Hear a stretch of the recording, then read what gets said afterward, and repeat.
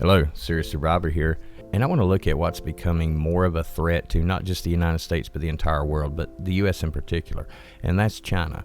We heard about the Chinese diplomats, or the Chinese officials, I should say, that were arrested involved in the ring of hackers and cyber attacks that happened yesterday or Monday. Here I'm going to play a video that was approved by the Chinese government and played on several different outlets on the internet in China, and I'll play the video and let everyone see what China actually says. 我们在解放台湾时，如果日本胆敢武力干预，哪怕出动一兵一卒、一机一舰作战力量，我们不是对等还击，而是对日本全面开战，首战用核弹，连续用核弹，直到日本第二次宣布无条件投降。我们打击的是日本的战争承受力，只要日本认识到承受不起战争的代价，就不敢贸然出兵台海。我国在1964年第一颗原子弹爆炸成功时，对全世界承诺不对非核国家使用原子弹，不首先使用原子弹。尽管时间过去了近60年，我国的核威慑强度也受到一些影响，但这一决策依然是成功的，保障了我国的和平建设。现在国际形势大变，我国正处于100年未有之大变局之中，一切政略、战略和策略都要在大变局中做出调整和改变。为了保障我国的和平崛起，有必要对核政策做有限的调整。我们郑重提出日本例外论。日本在近现代以来多次主动伤害中国人民。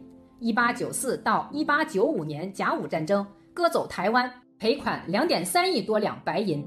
1931年至1945年侵华战争，中国伤亡3500多万人。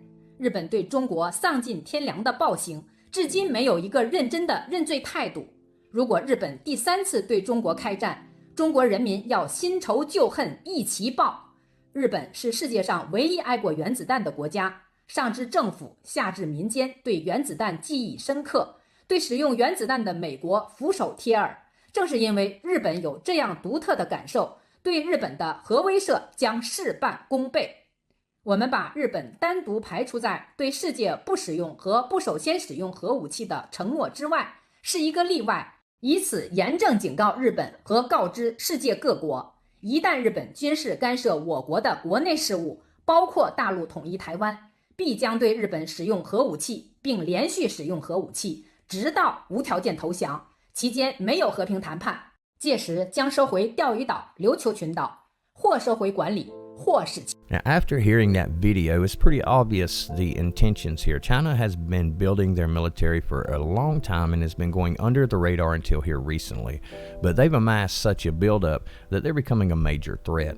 And that's not just with the threats on Japan, but we have to look at the threats on Thailand, attempting to take Thailand back, and the backing for countries like Iran and North Korea, and the Chinese presence in the South China Sea. They've built a chain of islands there that nearly form a wall around the southern perimeter of China in the South China Sea. This is a strategic defensive and offensive actions that they've taken. This gives them the offensive capability to launch attacks from far off of their mainland, meanwhile giving them a buffer against attacks coming in from the south. And they will probably rely on the Russians to defend the northern waters above Japan, while China focuses on the South China Sea. This is very concerning with the buildup that we've already seen there and the buildup that's still occurring. After we watched that video and heard the way that they talked about they're going to nuke Japan, and they're going to hit first and hit hard, and they're going to make the only nation in the world that's ever been hit with a nuclear weapon feel like that was nothing basically to what they're gonna do now. So an island the size of Japan theoretically could be wiped off the map with a series of nuclear weapons. So this is really concerning. I'm sure it is to them, but also to us and to the rest of the world. And another front that China's moving in on, and this is really concerning, it's been something I'm following. China owns, for those that didn't know, China currently owns 192,000 agricultural acres in the U.S. worth $1.9 billion.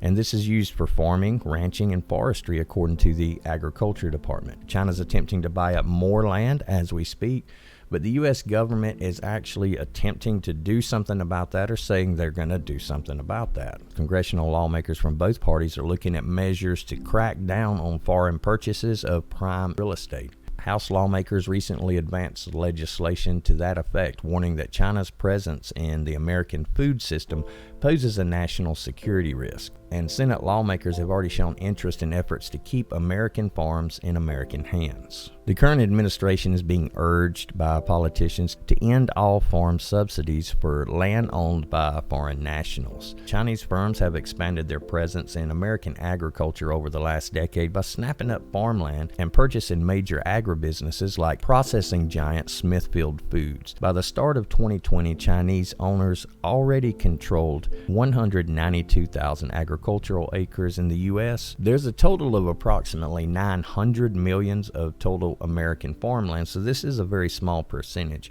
But with them purchasing up the processing plants and the companies that control who buys what from who, this is definitely concerning the way that our food supply is going to head. If something isn't done about this, then our food supply will be in Chinese hands within a year or two.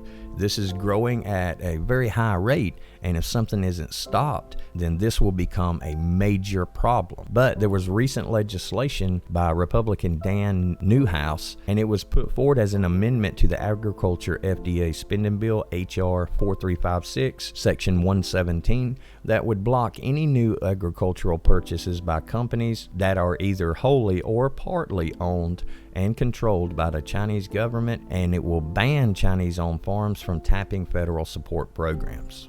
Scrutiny of foreign-owned agricultural operations receiving taxpayer subsidies has also been rising in the recent years after meatpacking conglomerates like the U.S. subsidiary of Brazilian-owned JBS received millions of dollars of bailout money in 2018. Smithfield was also in line to receive money from that program, which was created to help U.S. farmers that were hurt by the trade retaliation from China and other competitors. So this is really concerning, and we can see how China is moving in on all fronts. They're moving in militarily, they're moving in economically, basically just the money, and they're also moving in on our food supply. They've already got control of semiconductor production and a lot of valuable minerals that we use in production here in the United States that we rely on China for.